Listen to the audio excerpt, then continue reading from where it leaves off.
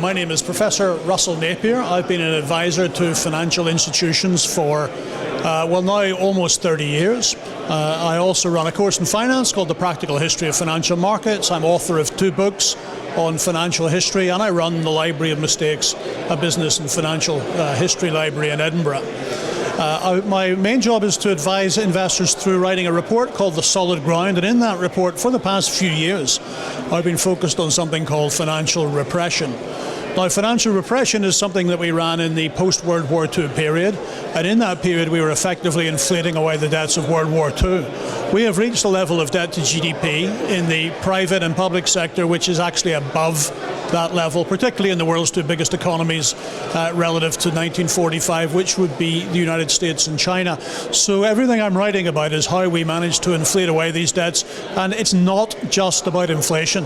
It involves a structural control of the financial system, which very few people understand, very few people are ready for, and that's what I write about in The Solid Ground basically every 2 weeks.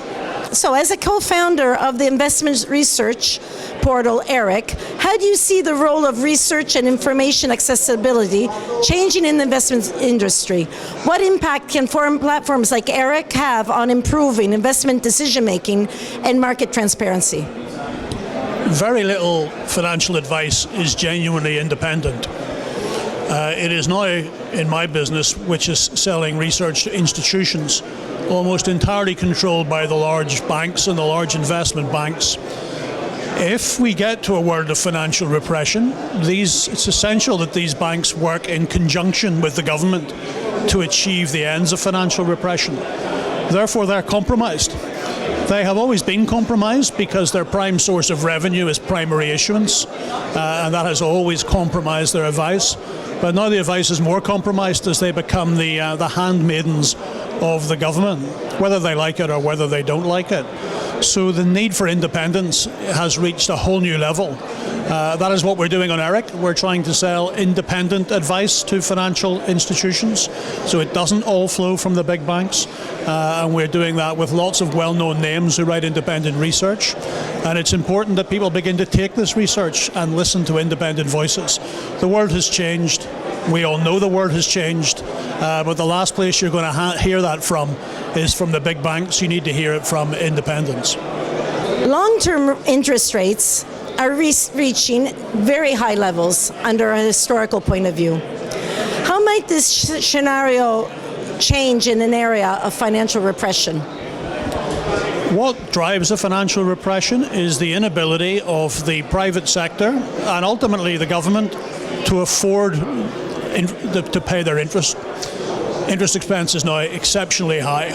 Slowly but surely, as debts are repriced and debt matures and is taken out again at ever higher yields, the financial sector, the private sector, struggles to make those payments.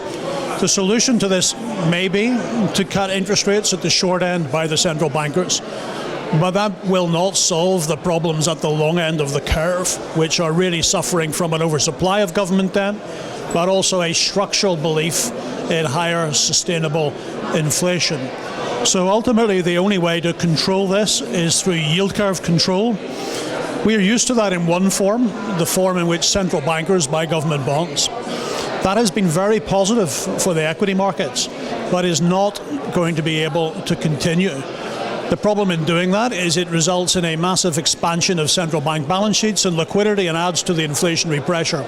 So the phase 2 financial repression, the one we saw post-World War II, is forcing savings institutions to buy government bonds, forcing, if necessary, yields to lower levels. And the key question that every investor needs to answer is this: if we force savings institutions to buy government bonds, what are we forcing them to sell? Because you don't want to own that. And the job of my newsletter is to try and advise you on what you want to own in such a scenario where the market is suspended and everything you think you know about finance for the last 30 years is wrong.